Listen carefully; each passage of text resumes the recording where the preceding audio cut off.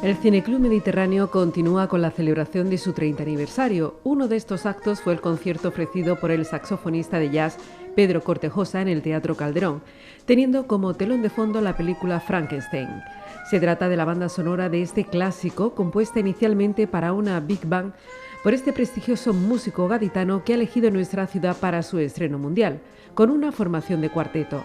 El acto fue iniciado por el presidente del Cineclub Mediterráneo, Miguel Ángel Romera, quien presentó el concierto y a sus integrantes, en especial a su amigo Pedro Cortejosa.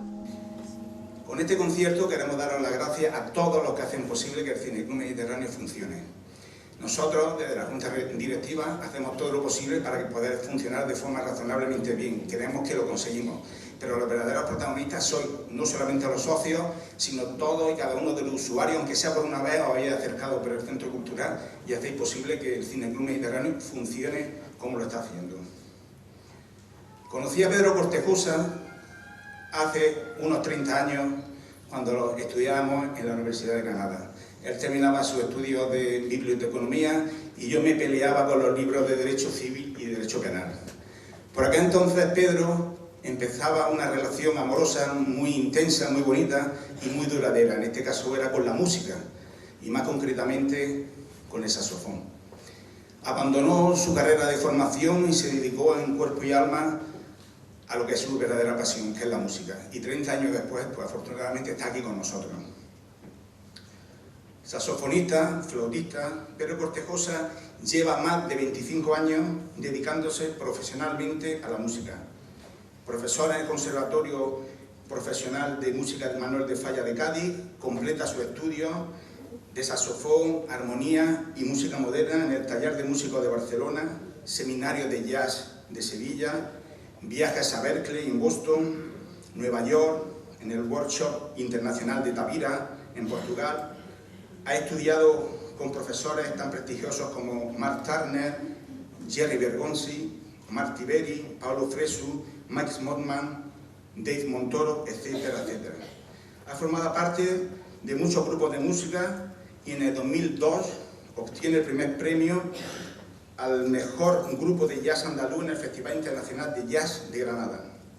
Es un buscador incansable que ha desarrollado su carrera como músico principalmente en el campo del jazz y en la música improvisada. Su mirada conceptual, su curiosidad y búsqueda no estrictamente musical hacen que cada uno de sus trabajos sea una mirada única y diferente del resto. Trabajos que van desde la canción inmediata, la improvisación en forma de canción o los experimentos con recursos electrónicos, o a la escritura para grupos más numerosos, incluso para orquestas de jazz. Tienen en su haber más de 50 registros discográficos, de los cuales 20 están a su nombre, con material compositivo original, además de múltiples experimentos interdisciplinares con poesía, danza y arte gráfica. En la noche de hoy nos presenta la banda sonora de la mítica película Dr. Frankenstein, originariamente compuesta para una big band. Hoy será, y no exagero, será el estreno mundial de esta obra, porque es una adaptación de esa obra originalmente para el big band, para una formación mítica del jazz que es el cuarteto. Acompañan a Pedro el trío Garum, con Javier Galeana al piano, Joan Massana al contrabajo y David León a la batería, acompañados allí por Calde Ramírez en la producción visual. Quisiera dedicar este concierto a todos los miembros de la Junta Rectora que hacen posible que estemos aquí ahora. Me estoy emocionando.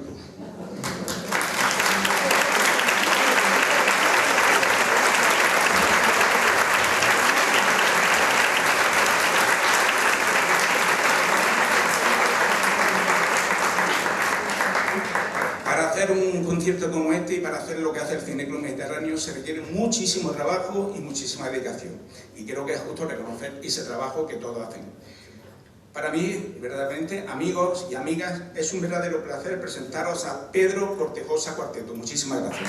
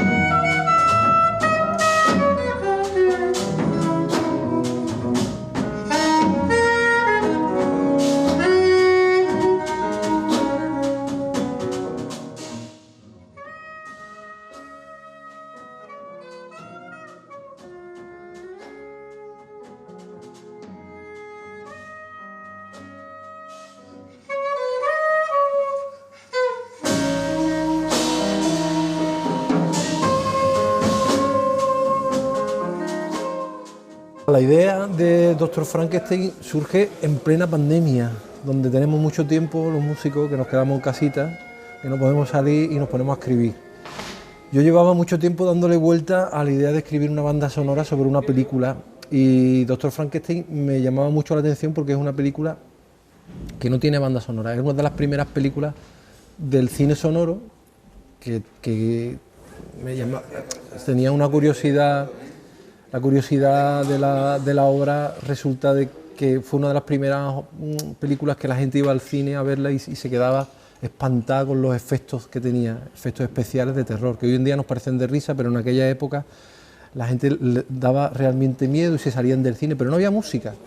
Y entonces me propuse hacer la banda sonora de una película, que Dr. Frankenstein, que era corta, que duraba como unos 50 minutos, y la ideé pensando en la Andalucía Big Band, que era la orquesta donde toco y donde conozco muy bien a los músicos, y la escribí pensando en muchos de estos músicos, en una suite de varios movimientos, donde cada uno de los movimientos tuviera un solista distinto, solistas que conozco, que son los músicos con los que suelo tocar, así que la hice muy en la cabeza pensando quién la iba a tocar y qué quería simbolizar con todo esto. Porque la idea del monstruo, ¿no? La pandemia, de la naturaleza también salvaje, que parecía que a pesar de que estábamos recluidos, la vida seguía su curso, y toda esta cosa que tiene el ser humano de cargarse absolutamente todo lo que hay a su alrededor, y que en plena época de pandemia, cuando paramos, la hierba salía de las carreteras porque no transitaban los coches, me pareció una metáfora muy bonita de la vida. Y por todo eso, y porque tuve mucho tiempo, decidí por fin escribir una obra para Big Band. Estaba escrita para 18 músicos, para un narrador, para una narradora exactamente, para Amada Blasco, que contribuyó haciendo los textos, y con soporte visual. Yo había pensado siempre en Calde Ramírez, como un elemento también importante de este proyecto, porque él podía aportar imágenes basadas en la película, pero con cierto margen de interacción con el directo y con los músicos, y con improvisación también de alguna manera con esto, basado en la película, pero no estrictamente en la película. No quería el metraje de arriba abajo, sino una recreación a partir de las imágenes de la película. Y hoy aquí lo hemos hecho en cuarteto, una reducción para grupo de jazz bastante reducido, y con algún soporte de electrónica y con algunos samplers, con la voz de Amada que disparo en algún momento para que suenen esos textos, que considero que le dan mucho sentido también a la obra.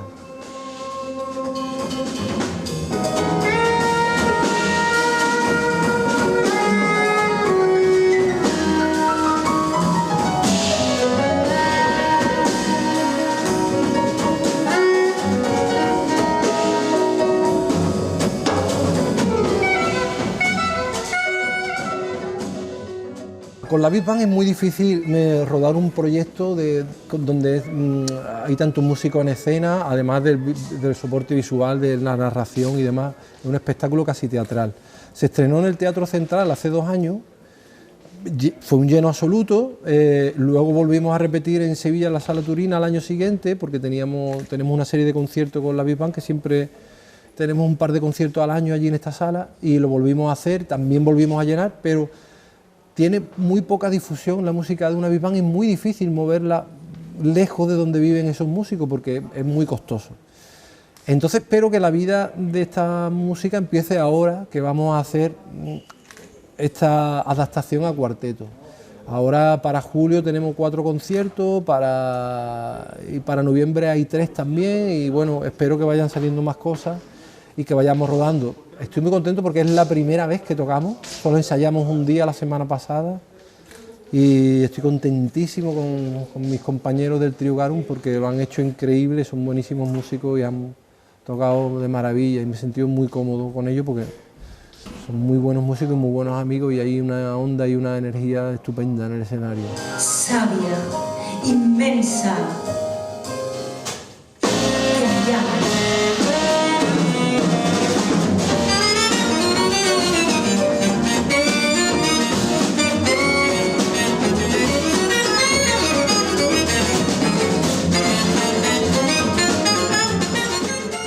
Yo quería que toda la obra transcurriera hasta la muerte de Frankenstein con el espíritu que tiene la película de James Whale, ¿no? Que tiene esa onda de expresionismo alemán con esos decorados que tiene tan especiales, que algunos creo que se rescataron de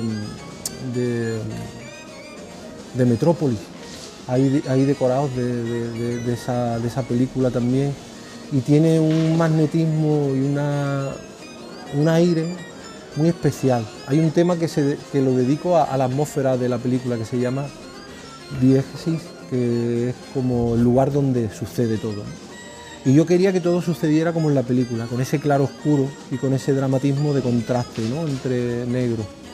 Pero no quería dejarla que acabara la obra con la muerte de Frankenstein. Yo quería darle una oportunidad, la oportunidad que no se le da en la película, para que una persona, un ser, un monstruo, como queramos llamarlo, que lo único que quiere es un pequeño lugar en el mundo de aceptación y que se le niega por ser diferente, algo que estamos de rabiosa actualidad, ¿no? Entonces esa era la oportunidad, a la luz, a la vida, al color, a la naturaleza, a los animales, ¿no? A los virus, al ser humano y al infinito, ¿no? A los planetas y a todas las oportunidades que tengamos, ¿no? Como seres vivos. Ábrelos, siente el sol, el viento en tus mejillas, respira. Alégrate de la calidez del verano y de la lluvia de otoño. Deja que el viento despeje tus pensares.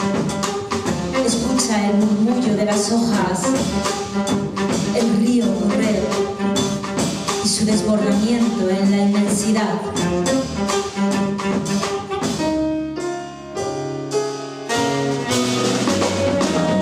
Ya tenéis el fuego, ahora queda vivir. De otro lado, la proyección de la película Secaderos de la directora y guionista granadina Rocío Mesa fue la protagonista de la pasada semana con lleno absoluto en los 2 pases de función, junto a la visita de la directora, quien a su término explicó a los asistentes el proceso y desarrollo de su ópera prima. Arte Nativo también estuvo presente y pudimos charlar con ella mientras se proyectaba este largometraje de ficción. Una fábula rural ambientada en la Vega de Granada, lugar que la vio crecer y habitual de sus juegos de infancia. La directora y guionista explicó de dónde surge esta historia de ficción, que también podría ser real. Pues Secaderos la idea surge porque yo crezco en la Vega de Granada y bueno, pues es el paisaje que me ha acompañado a lo largo de toda mi vida, el paisaje y la gente que me ha acompañado, ¿no? Cuando yo era niña, esos secaderos de tabaco que bueno, pues inundaban el paisaje de mi tierra, esas estructuras arquitectónicas mucho más grandes que las viviendas habituales, pues para mí en mi imaginación de niña eran como guaridas de monstruos, de criaturas gigantes de la tierra, ¿no? Y esa idea pues me acompaña a lo largo de mi vida, se me queda ahí, ¿no? Esa fantasía de la niñez, pero después como adulta vuelvo a mi tierra y veo esos secaderos de tabaco ya como fantasmas arquitectónicos que me están contando la historia de una crisis económica que empieza pues, con el cierre de Cetarsa en 2002, que crea, pues, digamos, dinamita la fuente principal de la economía de esa zona, que era el cultivo de tabaco. Y bueno, esto va acompañado también con una expansión inmobiliaria bestial en terrenos de regadío, con lo cual empieza a tener una visión pues, más política, más socioeconómica del problema de los secaderos. Y entonces uno, ¿no? esta fantasía de niña, este amor por mi tierra y por esos paisajes, con esta mirada ya más política, y se me ocurre la idea de empezar a trabajar en una película y creo unos personajes. Y estos personajes de ficción pues, son fundamentalmente las protagonistas Vera, que es una niña de Madrid que pasa el verano en el pueblo de su abuelo, un pueblo de la Vega de Granada, y luego tenemos a Nieves, que es una adolescente que vive en ese pueblo, ha crecido allí toda su vida. Una niña de ciudad para la que el pueblo es el paraíso y Nieves, una adolescente local con ansias de volar lejos. La película es que está concebida mientras como que, sin si fueran embargo, dos la niña películas, Vera, que acaba de venir de Madrid, pues para ella el contacto con la naturaleza es sinónimo de libertad, de fantasía, de juegos, de expansión, y ellas son las que nos presentan esta dualidad que nosotros tenemos sobre las zonas rurales y los pueblos, y además nos ayudan a conocer a sus familias, formando un retrato poliédrico de una generación de mujeres, todas rurales, con diferentes realidades, que además están unidas por una criatura mágica que vaga por esa Vega de Granada, cubierta por hojas de tabaco, y que tiñe toda la película de muchísima fantasía, de mucha psicodelia, una película que parece que va a ser costumbrista, pero que se convierte en otra cosa. La adolescente Ada Marlupiáñez y la niña Vera Centenera encabezan un reparto compuesto principalmente por intérpretes no profesionales, originarios de la zona de la Vega de Granada, donde se desarrolla esta historia sobre la relación del ser humano con sus pueblos, tanto de quienes los aman como de quienes necesitan escapar de ellos. Los personajes principales de Secaderos, Nieves y Vera, encarnan respectivamente estos sentimientos, opuestos pero no distantes. Nieves ha alcanzado la adolescencia y anhela la diversidad de lo urbano, mientras que Vera, una niña de ciudad, se siente fascinada por la libertad y la magia de lo rural. En la película, la directora ha contado solo con una actriz profesional que es Tamara Arias. Que es una amiga mía de toda la vida, y lo que me lleva a trabajar con ella es pues, el amor y el deseo de querer trabajar con una amiga, que además confío en ella, sé que su trabajo es muy bueno. Ella pues, utiliza una técnica que hace que su actuación sea muy naturalista, y es que lo que yo quería era actuaciones muy naturalistas que fuesen en consonancia con este costumbrismo casi tangible, ¿no? Que tuviese mucha veracidad. Me interesaba mucho que el proyecto estuviera vivo, y entonces que estos actores no profesionales trajesen a la película su forma de hablar, su idiosincrasia, sus expresiones propias, que además tuviesen un lenguaje corporal ya adquirido del trabajo de la tierra, y cuando estuviésemos cultivando tabaco, hacerlo con gente que ya venía de trabajar el tabaco, y eso después se plasma en la película y transpira verdad. Secaderos fue rodada el verano del 2021, tras un casting al que se presentaron más de 2.000 personas a lo largo de 6 semanas en diversas localizaciones de la Vega de Granada. Pues el proceso de casting fue muy bonito. Es un proceso muy intenso que requiere de un trabajo emocional muy grande, ¿no? Porque no es igual que conocer a actores profesionales que vienen con una separata, con un representante, tú ya has visto trabajos previos de ellos, sino que aquí te estás enfrentando a personas de la calle que están en una situación muy vulnerable, te cuentan sus vidas, te abren sus corazones, y tu trabajo es descubrir si ellos tienen la capacidad pues, de imaginar y de moverse libremente en ese mundo imaginario, estando presentes y naturales, ¿no? Y eso es algo que o lo tiene o no lo tiene, es como quien canta bien y quien canta mal, que eso no tiene remedio, y es muy bonito, ¿no? Cuando de repente encuentras ese misterio, ese secreto, ¿no? de alguien que tiene ese don y que sabes que puede acompañarte en este proyecto. Así que, bueno, pues, aunque parezca una tarea muy difícil, luego no la fue tanto. Cuando aparece una persona con esa, bueno, pues, con ese talento, con esa chispa, se reconoce al instante, y creo que hemos seleccionado un elenco inmejorable. Ha sido muy emocionante que en todos los pases que hemos hecho en diferentes países y ciudades, la gente siempre sale diciendo: no me puedo creer que sean actores sin experiencia previa, porque realmente se comen la pantalla, transmiten muchísima emoción, lo hacen maravillosamente. Sí, porque además era una niña pequeña, ¿no? Sí, bueno, con los niños, pues claro, ningún niño es un actor profesional realmente. Casi que el reto está más en los adultos, porque a los niños les cuesta menos imaginar, ¿no? Y a mí me gusta mucho trabajar con los niños es algo que disfruto mucho. De hecho, la parte del trabajo con los actores creo que es lo que más he disfrutado de todo el proceso de creación de la película. Quiere salir.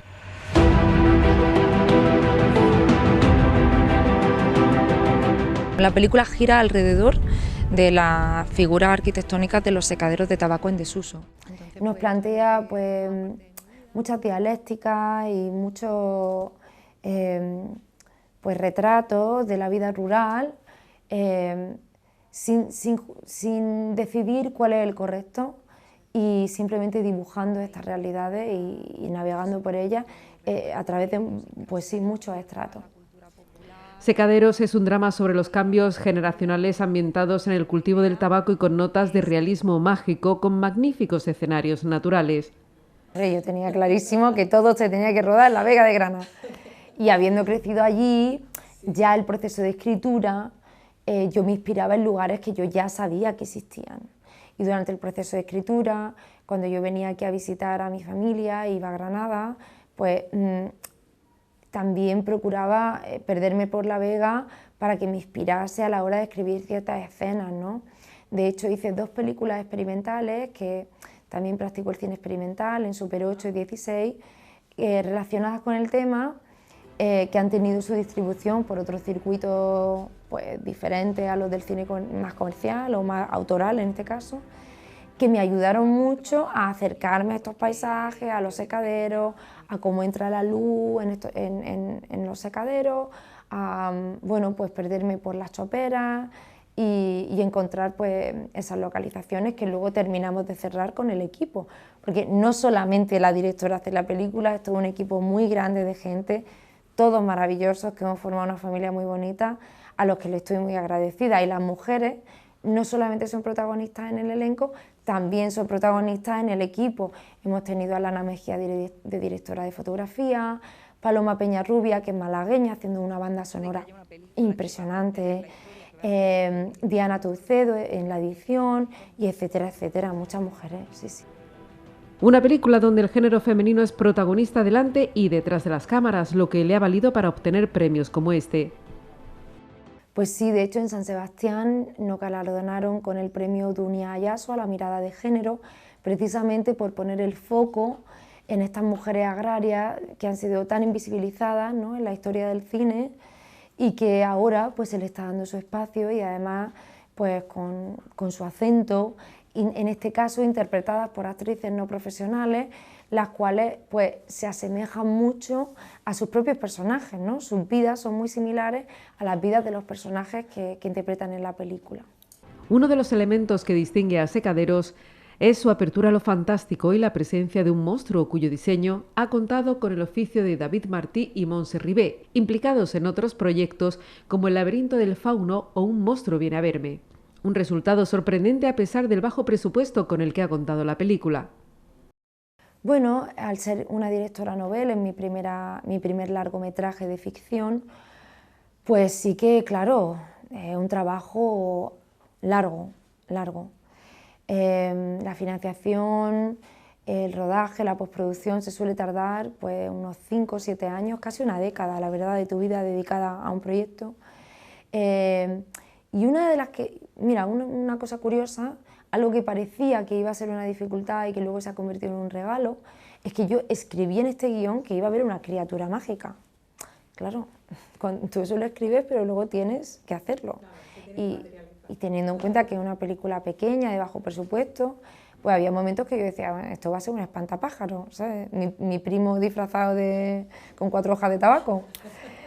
Pero tuvimos la gran suerte de que el equipo de DDT, que son los mejores del mundo haciendo efectos prácticos, han ganado un Oscar con El fauno del laberinto del fauno, han hecho bueno, películas, grandes superproducciones, todas las de Guillermo del Toro, Bayona, Señor de los Anillos, Dune, bueno, Hellboy, de todo han hecho. Y claro, lo último que nos podíamos imaginar es que ellos entrasen a trabajar en una película tan pequeña, muy alejada de estas superproducciones en las que normalmente trabajan, pero son personas maravillosas, Montse Ribé y David Martí, que se enamoraron de este guión, se enamoraron de esta criatura tierna, bondadosa, Es una criatura diferente a las criaturas que solemos ver en las películas, que no está masculinizada, sino que más bien gira hacia lo femenino, que es un espíritu de la tierra, que nos hace un efecto espejo con estos personajes, regalando siempre ternura y bueno, pues ellos estaban encantados de entrar, entraron como productores asociados y el diseño de esta criatura pues fue un regalo, tardamos casi un año, pero no como una cosa negativa, sino positiva, porque la pandemia nos regaló ese tiempo que pudimos dedicarle al amor y dedicación de esta obra de artesanía,